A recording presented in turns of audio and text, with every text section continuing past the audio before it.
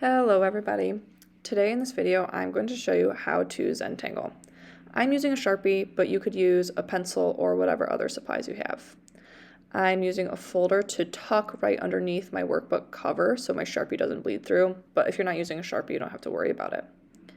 I'm using a cup to trace some circles on my paper, but you're going to want to make sure that there is no liquid inside your cup before you turn it upside down.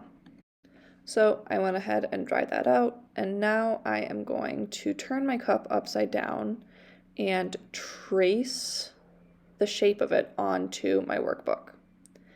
I am going to overlap these circles and just work my way all around my page. Notice that they're not overlapping a ton, but just a bit. And it's okay if sometimes a circle is half on and half on your page, and two circles can overlap with one other one. That's totally fine. So I'm just going to keep working my way around my page, tracing these circles and making sure they're overlapping while I'm doing it. And now that I have plenty of circles traced and overlapping throughout my page, I can start filling each circle with different patterns. Think about the patterns that you practiced before. You could look at the pattern ideas in your workbook. You could look at your pattern ideas in the Google Slides. There's lots of places you could check. And each circle and each area where a circle overlaps should get a new pattern. I'm using a Sharpie just so you guys can see my lines really well, but if you prefer to use pencil, marker, crayon, colored pencil, you could use whichever material you have or whichever you prefer. So for now, I'm just drawing all of my patterns and I'm not worrying about coloring them in quite yet.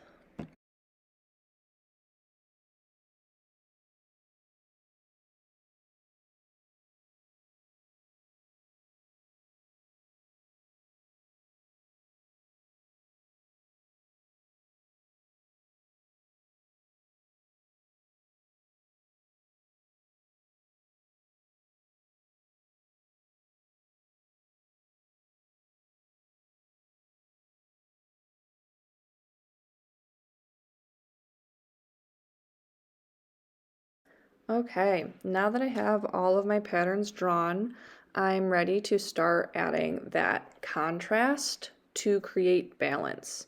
So right now I just have black lines on white paper, and I'm going to start adding some black marker wherever I can in my patterns to create the balance. So I'll try to keep a balance between black and white as I'm working. I switched to a regular black marker because my Sharpie was starting to run out. And I do prefer the plain black and white look, but if you prefer to make yours colorful, that's totally fine. Just make sure you're keeping balance and contrast in mind while you're working.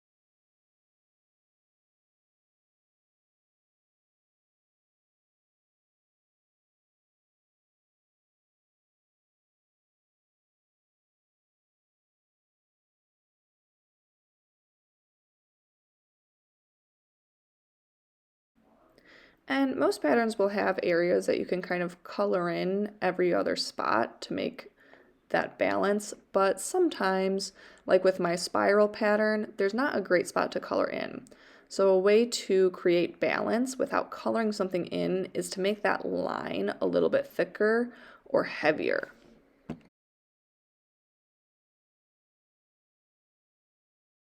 And here is my completed Zentangle workbook cover in which I used contrast to create balance.